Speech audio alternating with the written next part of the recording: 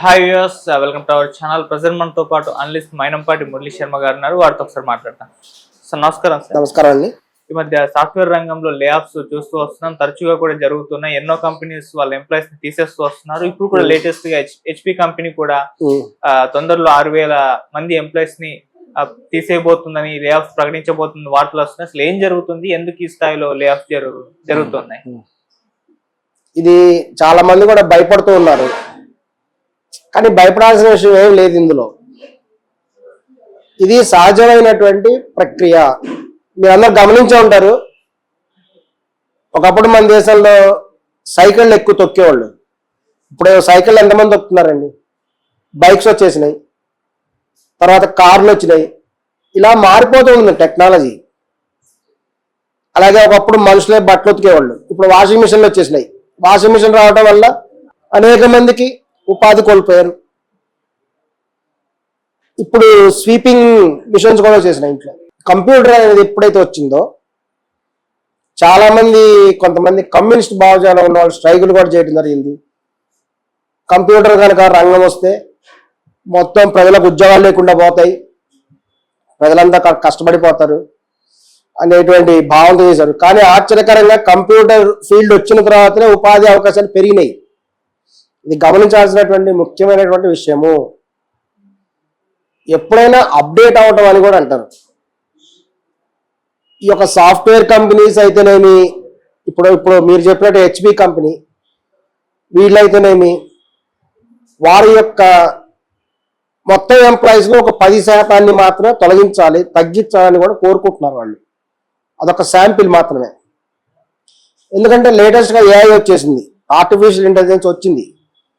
ఎవరు అవునన్నా కాదన్నా ఇప్పుడు ఆర్టిఫిషియల్ ఇంటెలిజెన్స్ అనేది టెక్నాలజీలో ప్రవేశించింది ఆల్రెడీ. సో అప్డేట్ అవ్వాలి కదా. మరి అప్డేట్ అవ్వాలంటే ఇప్పుడు ఏఐ వాళ్ళకి ఉపాధి అవకాశాలు పెరుగుతాయి. కొంతమందికి ఉపాధి పోయినప్పటికి కూడా మరికొంతమందికి ఉపాధి పెరుగుతుంది కదా. ఏఐ సంబంధించిన వాళ్ళు, మళ్ళీ దానికి సంబంధించినటువంటి అనేక రకాలైనటువంటి సేవలు అందించే వాళ్ళు కూడా వాళ్ళకి ఉపాధి అవకాశం కలుగుతుంది. సో ఈ విధంగా ఏదైనా ఒక పర్టికులర్ కంపెనీ ఉద్యోగాలను తీసేస్తున్నారని అందరూ భయపడిపోవటం. ఇప్పుడు చూడండి, హెచ్పి కంపెనీకి తనను తానే దెబ్బ తీసుకున్నట్టు అయిపోయింది. ఎందుకంటే అకస్మాత్తుగా షేర్ వాల్యూ పడిపోయింది. ఇప్పుడు హెచ్పి కంపెనీ సడన్ గా షేర్ వాల్యూ పడిపోయింది. ఎందుకంటే వాళ్ళు వచ్చే 3-4 ఏళ్లలో ఒక 4 నుంచి 6,000 మంది ఎంప్లాయీస్ ని తీయబోతున్నాము. వాళ్ళ స్థానంలో ఏఐ, ఆర్టిఫిషియల్ ఇంటెలిజెన్స్ ఉపయోగించుకుంటున్నాం అని ప్రకటన చేశారు కాబట్టి. సో దీనివల్ల ఏంది, వాళ్ళకే నష్టం, కానీ తప్పదు. ఇప్పుడు ఏఐ వినియోగంలో వచ్చినంత మాత్రాన అందులో ఏమేమి నష్టాలు ఉన్నాయో తెలియదు. ప్రతి అంశంలో, ప్రతి రంగంలో కూడా కొంత అప్డేట్ అయినప్పుడు కొన్ని లాభాలు ఉంటాయి, కొన్ని నష్టాలు ఉంటాయి, కొన్ని సక్సెస్ అవ్వచ్చు, కొన్ని అవ్వకపోవచ్చు కూడా. వీళ్ళు కూడా కేవలం 10% కాబట్టి అంత భయపడాల్సినటువంటి అవసరం కూడా లేదు. ఇప్పుడు ప్రపంచం అంతా కూడా భారతదేశం వైపే చూస్తున్నది. ప్రపంచ సంస్థలన్నీ కూడా భారతదేశంలోనే వాళ్ళ ప్రధాన కేంద్రాలు ఏర్పాటు చేసుకోవాలి అనే ప్రయత్నాలు కూడా చేస్తున్నాయి. సాక్షాత్తు ట్రంప్ గారే భారతదేశ గొప్పతనాన్ని గుర్తించి, భారతదేశ ఉద్యోగస్తులు ఉంటేనే మన అమెరికా అభివృద్ధి చెందుతుంది, భారతదేశం నుంచి విద్యార్థులు వస్తేనే అమెరికన్ యూనివర్సిటీలు నిలబడతాయి, భారతదేశం నుంచి విద్యార్థులు రాకపోతే అమెరికా యూనివర్సిటీలు నష్టపోతున్నాయి, ఇక్కడ వీళ్ళు వచ్చి ఫీజులు కడుతున్నారు కదా. ఈ విధంగా భారతదేశ ప్రాముఖ్యత సాక్షాత్తు ట్రంపే ఇప్పుడు స్వయంగా అంగీకరించాడు. ఆయన మరలా కూడా ఆయన విధానం మార్చుకున్నాడు.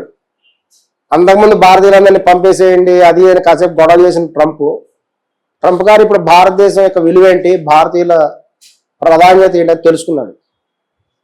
అదేవిధంగా ఈ యొక్క ఆర్టిఫిషియల్ ఇంటెలిజెన్స్ అనేటువంటిది వస్తున్నది. అదే కాదు, ఇంకా చాలా వస్తాయి భవిష్యత్తులో, ఇంకా చాలా కూడా రావచ్చు. దాని తర్వాత ఇంకా నెక్స్ట్ అప్డేట్, ఇది ఒక ప్రక్రియ, పరిణామ ప్రక్రియ. మనం ఖచ్చితంగా we have to accept everything.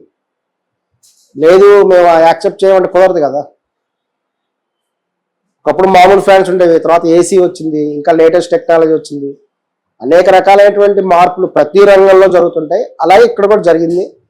ఏమైనా హెచ్పి కంపెనీ అనేటువంటిది అగ్రస్థాయి కంపెనీ, ఉద్యోగస్తులు కూడా ఇప్పటి నుంచి కూడా ప్లాన్ చేసుకోవాలని వాళ్ళ ఉద్దేశం అయి ఉండొచ్చు. ఎందుకంటే భవిష్యత్తులో కొంతమందికి ఉద్యోగాలు ఉండవని చెప్పి వాళ్ళు ఇప్పటి నుంచి కూడా ఆల్టర్నేటివ్ ఏదైనా ప్లాన్ చేసుకుంటారు. వాళ్ళకి సంబంధించినటువంటి కుటుంబం ఉంటుంది, వాళ్ళ ఆర్థికపరమైన ఇబ్బందులు పడకుండా ముందుగానే ప్లాన్ చేసుకునే విధంగా కూడా ముందే లే ఆఫ్ ప్రకటించడం అనేది అదొక ముఖ్యమైనటువంటి విషయం. ఈ నోటీస్ పీరియడ్ ఇవ్వటం లాంటిది ఇదంతా. ముందే నోటీస్ పీరియడ్ ఇస్తే వాళ్ళు జాగ్రత్త పడతారు, ఏం చేయాలి ఈ లోపు, వేరే ఎక్కడైనా ఇంటర్వ్యూకి వెళ్ళాలా, వేరే జాబ్స్ ఏం చేయాలి, వేరే కంపెనీస్కి వెళ్ళాలా. ఏమైనా సరే ఇది ఒక కొత్త పరిణామమే, అంగీకరించాల్సినటువంటి పరిణామమే. దీనివల్ల ఉద్యోగస్తులకి అయితే నష్టం జరుగుతుందని కూడా ఎవరు భావించట్లేదు. ఎందుకంటే ఆల్రెడీ ఉద్యోగస్తులు కూడా ఇప్పుడు అందరూ కూడా ప్లాన్ చేసుకుంటారు నెక్స్ట్ ఏం చేయాలనేటువంటిది. ఇప్పుడు హెచ్పి కంపెనీ మళ్ళా వాళ్ళ షేర్ వాల్యూ పెంచుకోవాలంటే వాళ్ళే లే ఆఫ్ తగ్గించుకుంటామని ప్రకటించాల్సిన అవసరం వాళ్ళకే ఉంది. అంటే ఇప్పుడు కొత్తగా అందరూ కూడా ఏఐ స్కిల్స్ పెంచుకోవాల్సిన అవసరం ఉందా ఇప్పుడున్న పరిస్థితులు చూసుకుంటే? మెల్లమెల్లగా అండి, మార్పు అనేది సడన్ గా రాదు. రెసిస్టెన్స్ టు చేంజ్ అని అంటారు. రెసిస్టెన్స్ టు చేంజ్ అనేది చాలా ముఖ్యమైన పాయింట్. అది ఏఐ అనేది మెల్లమెల్లగా అవసరమైన రంగాల్లో మాత్రమే, మెల్లమెల్ల అవసరమైన చోట మాత్రమే యూటిలైజ్ చేయాలి. మొత్తం ఏఐ పెట్టేస్తే మళ్ళీ చాలా ప్రాబ్లం వస్తుంది, అది కూడా సాధ్యపడదు.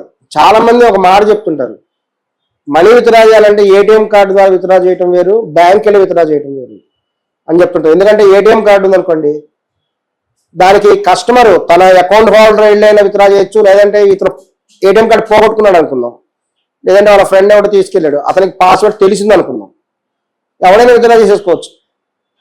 అదే బ్యాంకులోకి కస్టమర్ కాకుండా వేరే పర్సనల్ విత్డ్రా చేయగలుగుతాడా? విత్డ్రా చేయలేడు. ఎంత ఆర్టిఫిషియల్ ఇంటెలిజెన్స్ వచ్చినా, ఎంత టెక్నాలజీ డెవలప్ అయినా వ్యక్తికి ఉన్నటువంటి వాల్యూ ఎప్పుడు ఉంటుంది. సపోజ్ అకౌంట్ హోల్డర్ బదులు వేరే పర్సన్ వెళ్ళాడు అనుకోండి బ్యాంక్కి, నేనే అకౌంట్ హోల్డర్ని అని చెప్పేసి చెక్తో విత్డ్రా చేయడానికి ట్రై చేస్తే వెంటనే అతను పట్టుకుంటారు, ఇతను కాదు, ఇతని అకౌంట్ కాదని. కానీ ఏటీఎం దగ్గర అలా అవదు. ఒక డెబిట్ కార్డు ఉంటే కస్టమర్ కాకుండా వేరే వ్యక్తి అయినా సరే వెళ్ళి అక్కడ ఏంది పిన్ వేయాలి అంతే.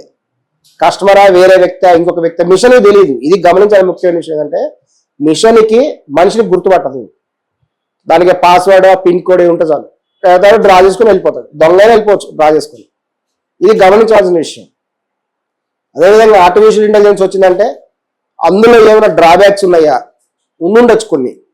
ఆ డ్రాబ్యాక్స్ ఉంటే కొన్ని చోట్ల అది ఉపయోగపడవచ్చు, కొన్ని చోట్ల ఉపయోగపడవచ్చు. ఓకే, ఏమైనా సరే we have to accept the updated technology. Thank you.